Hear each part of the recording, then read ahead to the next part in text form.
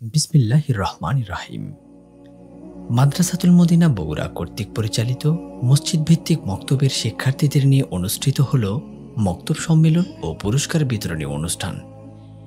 এতে বগুড়া সদর থানার অন্তর্গত মসজিদগুলোর প্রায় 7 শতাধিক শিক্ষার্থী ও তাদের অভিভাবক অংশগ্রহণ করেন।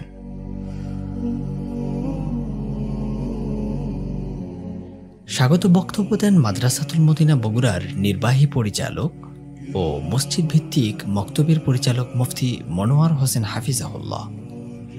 বিশেষ মেহমান হিসেবে উপস্থিত ছিলেন দিনিয়াতের জিম্মাদার মুফতি সালমান আহমেদ ও নোমান কাসিমি। বিশেষ অতিথি হিসেবে উপস্থিত ছিলেন জনাব আবু হায়দার, সহযোগী অধ্যাপক, সরকারি আজিজুল হক কলেজ, বগুড়া। অনুষ্ঠানকে কেন্দ্র করে মসজিদ ভিত্তিক মক্তবের শিক্ষার্থীদের মধ্যে কোরআন, হাদিস, আকাইদ, মাসাইল ও ইসলামী ভাষা বিষয়ে 5 রাউন্ডে আন্তঃপ্রতিযোগিতা অনুষ্ঠিত হয়। চূড়ান্তভাবে উত্তীর্ণ শিক্ষার্থীদের মাঝে ক্রেস্ট সহ বিভিন্ন ধরনের পুরস্কার বিতরণ প্রদান করা হয়।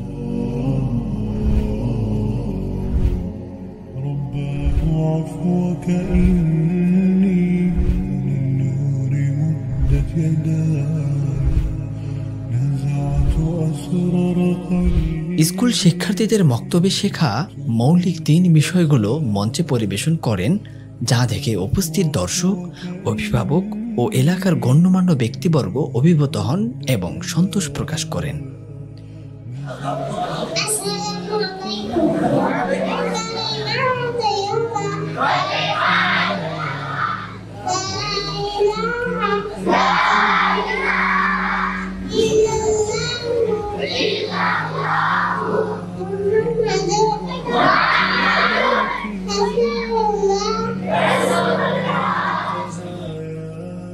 সবশেষে শিক্ষার্থী, অভিভাবক সহ সকলকে দুপুরে আপ্যায়ন করা হয় ও সকল শুভাকাঙ্ক্ষীদের জন্য দোয়া করা হয়।